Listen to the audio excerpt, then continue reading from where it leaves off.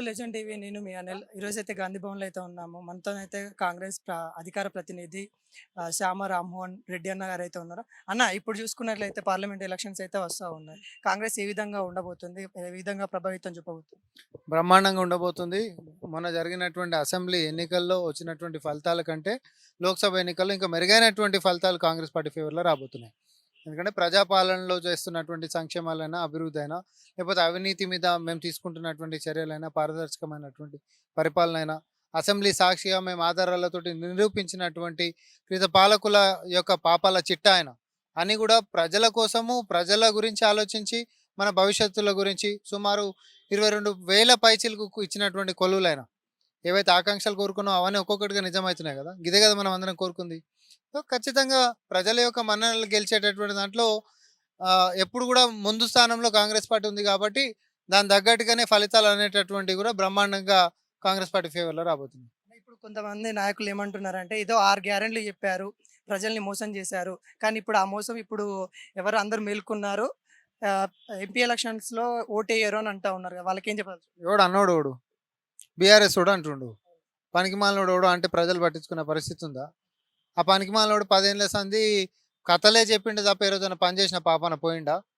వాని మొఖానికి అసలు దళితుడిని ముఖ్యమంత్రిని చేస్తా మాట అంటే మాట తప్పను, లేకపోతే తలకాయ నరుక్కుంటా, తల నరుక్కునే కాడికించి మొదలు పెట్టుకుంటే, మొన్న ఎన్నికల కంటే ముంగట వాళ్ళు చెప్పినటువంటి కొల్లుల దాకా ఏ ఒక్కటన్నా నిజాలు చేసిర్రా? నేను అడుగుతున్నాను, నా స్ట్రెయిట్ క్వెషను. ఏ రోజైనా మాట మీద నిలబడ్డటువంటి చరిత్ర వాళ్ళకుందా? లేదు గదా! గాళ్ళ మాటలు పట్టించుకునే పరిస్థితి ప్రజలు లేకనే అధికారాన్ని కాంగ్రెస్ పార్టీకి కట్టబెట్టిండ్రు. కాంగ్రెస్ పార్టీ అధికారంలోకి వచ్చిన తర్వాత 48 గంటలలోనే 2 గ్యారంటీలను నెరవేర్చింది. గ్యారంటీలు నెరవేర్చే కాదు, కొలువులు కూడా సుమారు 25,000 కొలువులు ఈరోజు మరి తెలంగాణ పిల్లలకి ఇస్తున్నామా లేదా? కాళేశ్వరం పెద్ద ప్రాజెక్టు కట్టిన 1,00,00,000 ఎకరాలకు నీళ్ళు ఇస్తున్నా, కోటి కాదని బొంద నువ్వు ఇచ్చింది లేదు, సచ్చింది లేదు అని చెప్పి ఆధారాలతోటి అసెంబ్లీ సాక్షిగా చూపించినామా లేదా? చుక్క నీళ్ళు తోడుతున్నటువంటి పరిస్థితి ఆడ గోదావరిలో లేదు, మేడిగడ్డ కాడ. అండ్ కృష్ణా జలాలలో మనకు రావాల్సినటువంటి వాటా, మన హక్కు అవతలోడు ఎత్తుకొని పోతుంటే సప్పట్లు కొట్టి ప్రోత్సహించినటువంటి దుర్మార్గుడివి నువ్వు. అసలు ఉమ్మడి రాష్ట్రంలో ముందుకు నడుస్తున్నటువంటి ప్రాజెక్టులను కూడా పూర్తి చేయలేనటువంటి దరిద్రులు మీరు. కొత్త ప్రాజెక్టులను నిర్మించలేనటువంటి చేతగాని దద్దమ్మలు మీరు. మీరు ఈరోజు వచ్చి నీళ్ళ గురించి, తర్వాత పోరు గురించి అని చెప్పి మాట్లాడితే ఎర్ర కర్రు కాల్చి వాత పెడతారు. ఇప్పుడు ఇంకో యాత్ర కూడా తీసుకురాబోతున్నారు, నీరు పోరు యాత్ర అని. గదే చెప్తున్నా. పోవాలే మీరు. ఇటు దక్షిణ తెలంగాణ కృష్ణా జలాలని చెప్పి పోతే చెప్పుల దండతోటి ప్రజలు తయారుగున్నారు. అటు గోదావరి నది మీద మేము కట్టినటువంటి కాళేశ్వరం అని చెప్పి పోతే ఎడమకాలు చెప్పు తీసి తయారుగున్నారు. ఇటు పోతే ఆ చెంప, అటు పోతే ఈ చెంప, 2 చెంపల మీద ఏనికే ప్రజలు చాలా సిద్ధంగా ఉన్నారు. ఇబ్బంది ఏం లేదు. మీరు వెన్నుపోటు పొడిచినటువంటి దొంగలు మీరే ఇంత బాధతో బజార్లకు వచ్చి ఇక చూడండి మేము పోరు చేస్తామనంటే కర్రు కాల్చి ఏడ పెట్టాలో కాడ పెడతారు. బీజేపీను బీఆర్ఎస్ కలిసి వస్తున్నాయి. ఒకవేళ కలిసి వస్తే ఎలా ఉండబోతుంది? కలిసొస్తే ఎట్లుంటది? బూడిద ఏమంటారు, జోగి జోగి రాసుకుంటే బూడిద రాలినట్టు ఉంటది. ఆళ్ళిద్దరు కలిస్తే మనకు రాలింది బూడిదే గదా! తెలంగాణ రాష్ట్రానికి ఏ రోజున మేలు జరిగిందా? ఆళ్ళిద్దరు కలిసి చేస్తుర్రు. 10 ఏళ్ల సంధి కలిసే చేస్తుర్రు గదా! పైన పార్లమెంట్‌లో ఏ చట్టాలు చేసినా అప్పుడు టీఆర్ఎస్, తర్వాత బీఆర్ఎస్ పార్టీ మద్దతు పలికింది గదా! కానీ తర్వాత ఏమైంది? తెలంగాణకి రావాల్సినటువంటి విభజన చట్టంలో ఉండాల్సినటువంటి హక్కులేమన్నా నెరవేర్చిర్రా? పోనీ తెలంగాణ వచ్చే కంటే ముందే మనకు శాంక్షన్ అయి ఉన్నటువంటి ఐటీఐఆర్ అనేటటువంటిది మనది వెనక్కి ఎత్తుకొని పోయినటువంటి దుర్మార్గులు వీళ్ళు తప్ప కొత్తగా మనకిచ్చింది ఏమైనా ఉందా? విభజన చట్టంలో హామీలు నెరవేరాయా? లేకపోతే స్మార్ట్ సిటీలు ఇడికి గిట్ట ఏమైనా వచ్చినాయా? సంవత్సరానికి 2 కోట్ల కొలువులలో తెలంగాణ వాటాకి ఏమైనా కొలువులు గిట్ట నువ్వు ఇచ్చినవా?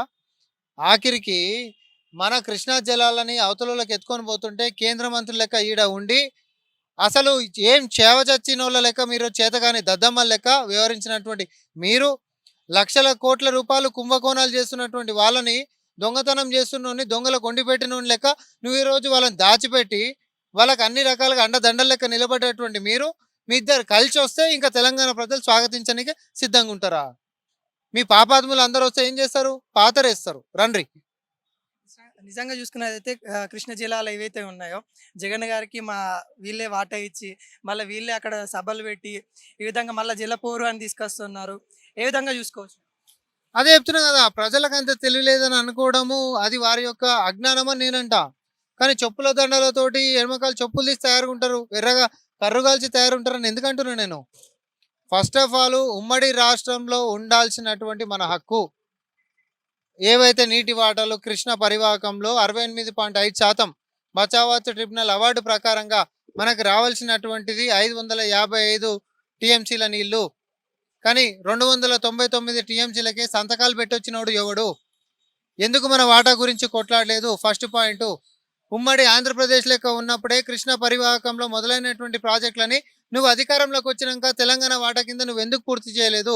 అవతలోడు కొత్త ప్రాజెక్టులను కట్టుకొని పోతుంటే పోతిరెడ్డిపాడుకి ఒక పెద్దగా చేసుకొని పోతుంటే రాయలసీమ లిఫ్ట్ ఇరిగేషన్ అని మాట్లాడుకొని కట్టుకొని పోతుంటే నువ్వేం చేసినావు? ఈ అంశాలన్నీ పరిగణనలోకి వచ్చినాయి. ఆధారాలతోటి అసెంబ్లీలో చూపించినాము. మీ దొంగతనం అంతా బయటపడ్డది. అందుకనే తూక ముడిచి పారిపోయి రాడికించి మేము వాకౌట్ చేస్తున్నాం. కాబట్టి దొంగతనం బయటకు వచ్చినాక దొంగ అనేటోడు తప్పించుకొని పోతాడు కదా. గదే పని చేసినావు నువ్వు. నిజంగా అసెంబ్లీకి ఇంతవరకు రాకపోవడానికి ఏ విధంగా చూడవచ్చు? ఇప్పుడు అన్ని కరెక్ట్ చేసినోడు అయితే వస్తాడబ్బా. ఏం లేనోడు ఏం చేస్తాడు చెప్పు? నడ్డి ఇరిగిందని చెప్పుకుంటాడు. కానీ అదే సభలకు ఎందుకు పోయినావు? ఆడికి పోయినాక మేడిగడ్డ బొందలగడ్డ అని అన్నావు. గుడి అన్నటువంటి నోటితోటే మరి బొందలగడ్డ అని అంటున్నావు. మరి బొందలగడ్డను కట్టినోడోడు? లక్షల కోట్లు మరి దానికి ఎందుకు పెట్టినావు? నీ భాషలనే బొందలగడ్డ అన్నావు, దేనికి పనికి రాకుండా పోయిందని. మరి లక్షల కోట్లు ఎందుకు పెట్టినావు దానికి? ఎందుకు చుక్క నీళ్ళు తోడతలేవు? ఇదే జనాలు అడుగుతా ఉన్నారు. ఇన్ని రోజులు కూడా కాంగ్రెస్ పార్టీ కట్టినటువంటి ప్రాజెక్టుల తోటి నీళ్ళు ఇచ్చుకుంటా వాడు కట్టినటువంటి కాళేశ్వరం అని నమ్మించి మోసం చేసిండా? గింతే చెప్తున్నా ఇక నేను. ఇప్పుడు ఎమ్మెల్యేగా రాజీనామా చేసి ఎంపీగా పోటీ చేస్తా అని అంటా ఉన్నారు కదా, ఏ విధంగా గెలుస్తారంటారా? ఏ విధంగా? నువ్వు పోటీ చెయ్యి, తలకాయ కిందకి కాళ్ళ మీదకి పెట్టి తపస్సు చెయ్యి. నీ కథ అయిపోయింది. మీ కథనే అయిపోయింది. ఓటమి భయంతో మీ పార్టీ మనుగడనే ప్రమాదంలో పడ్డది. ఇక బీజేపీ తోటి ఎటు వాళ్ళు ఇన్ని రోజుల నుంచి ఆచితూచి అనకొండ లెక్క నోరు తెరుచుకొని తయారున్నారు. లటకు మనం మింగేది ఒకటే తర్వాయి ఉంది. మీరు మమ్మల్ని భరించలేక మీరు పోయి వాళ్ళ తలకాయ నోరు తెరిచిన అనకొండ లోపలనే పోయి తలకాయ పెట్టే దాంట్లోనే మీరు కూడా ఉన్నారు. కాబట్టి పొర్రి మీరు డెడ్ ఎండ్ దిక్కుపోతుంది. నిజంగా టీఆర్ఎస్ కాస్త బీఆర్ఎస్ అయింది. ఇప్పుడు బీఆర్ఎస్ మరి ఏ విధంగా ఉండబోతా ఉన్నారు? టీఆర్ఎస్ కాస్త బీఆర్ఎస్ అయింది, బీఆర్ఎస్ కాస్త బీజేపీ అవుతుంది. అంతే. ఓటమి భయంతోనైనా బీజేపీలోకి వెళ్ళారు? ఓటమి భయం కాదు, ఇంకా అసలు ఇంకో దారి ఉందా వాళ్ళకి? ఇంకో దారి లేదు కదా. చేసినటువంటి అవినీతిని ఇన్ని రోజుల నుంచి కప్పిపుచ్చిర్రు. అసెంబ్లీ ఎటు అయిపోయింది. ఉన్న ఎమ్మెల్యేలను కాపాడే చేయండి, మా అవినీతి కేసులని తోడకుండా చూడండి, పార్లమెంటు మీకు దారదత్తం చేస్తామనేదే అండర్స్టాండింగ్. గత ఎన్నికలలో కూడా అదే చేసిర్రు, ఇప్పుడు అదే చేస్తారు. అధికారంలో లేరు కాబట్టి ఇలా ఓటు చేయకడు కాబట్టి మొత్తం కలిసిపోతుంది, వాళ్ళు మింగేసేస్తారు అంటున్నా. సీట్లు వస్తాయి అనుకుంటారన్న తెలంగాణ కాంగ్రెస్కి? తెలంగాణ గురించి కొట్లాడుతున్నటువంటి పార్టీ ఏకైక పార్టీ కాంగ్రెస్ పార్టీ. తెలంగాణ గురించి ఇంకెవరన్నా కొట్లాడుతున్నారంటే వాళ్ళతోటి మాకు పోటీ ఉండేది. ఖచ్చితంగా అన్ని సీట్లు గెలిచేటటువంటి ప్రయత్నాలు చేస్తాము. 14 నుంచి 15 సీట్లు ఖచ్చితంగా గెలిచేటటువంటి దిశగా కాంగ్రెస్ పార్టీ ముందుకు పోతాం. ఇది మనకు కాంగ్రెస్ స్పోక్ పర్సన్ అయితే చెప్తా ఉన్నారు, 16 సీట్ల పైన మేము 16 సీట్లు ఏవైతుందో గెలుస్తామని చెప్తా ఉన్నారు. కెమెరామెన్ మధుతో అనిల్.